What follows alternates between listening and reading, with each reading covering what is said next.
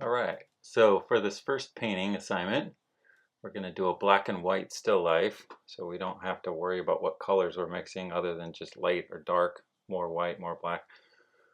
And you want to set up something in front of you to look at instead of using a picture or a reproduction of other artwork.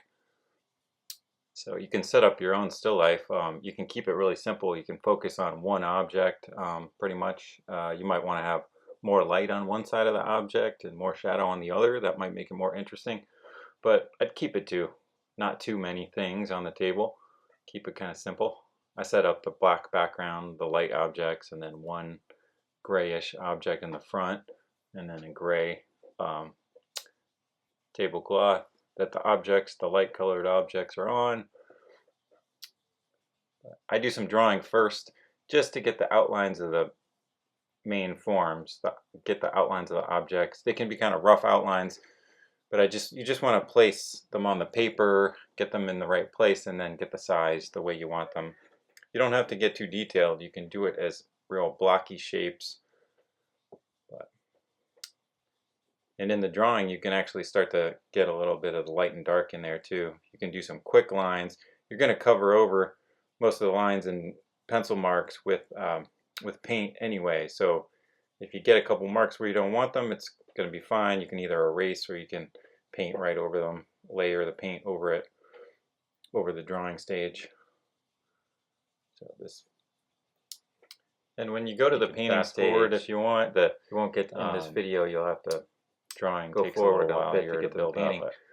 But it didn't really capture it.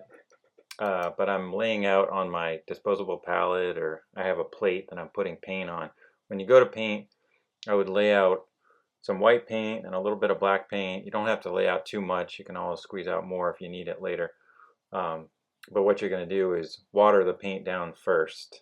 And I would just take your palette knife and mix up a gray, maybe a light gray, more white than black in the mixture. Doesn't have to be exact, but just mix up a neutral gray and use that to divide up the whole picture into areas of light or dark, or tone and the white of the paper.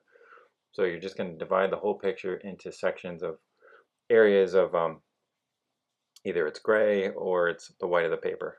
And that will simplify everything and get the whole painting going. Then after you do the gray stage and it starts to dry, if you do a watery layer, not that much paint, and if you water the paint down, it will flow across the paper easier, and it will also dry faster, so you can paint right over it when you go to add more light and dark into the picture. If you want to get more towards black or more the dark grays, you can add all that stuff in. You can get more detail, but I would start with the watery paint, the watering down the paint, and having it it'll make it much easier to move across the picture.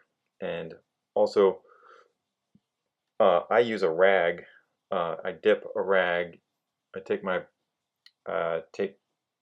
well, you'll see it in the video, but I dip a rag into the water and I use that to wipe the paint across the surface.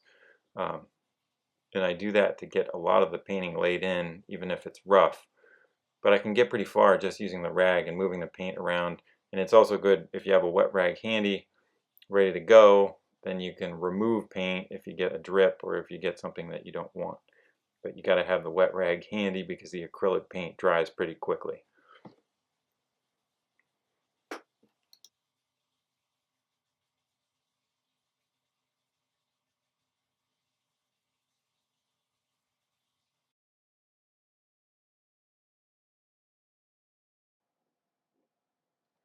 So I'm getting to the end of this stage with just the one gray, did as much as I could with the gray.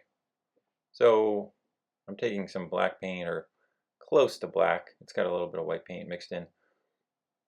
And I'm going to get a third value. So you've got the gray and the white going on. Now I'm going to get a dark color, or a dark value, going in the painting.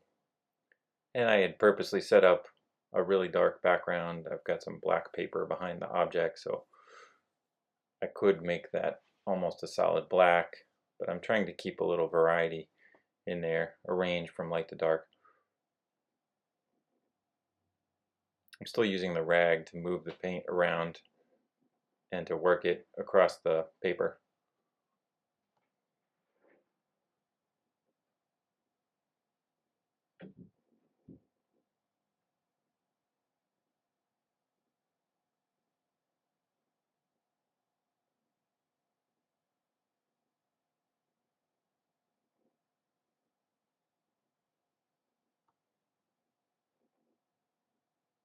So you can pretty quickly get a stage in the painting where you have all the forms where you want them, you see where the light and dark is, and then it comes later it comes to getting all the details that you want into the picture, which for me, that takes a lot longer to get the lighting right and to get the edges sharpened, or just the subtleties. That's a lot harder. But you can pretty quickly get the whole painting, the whole composition the way you want it.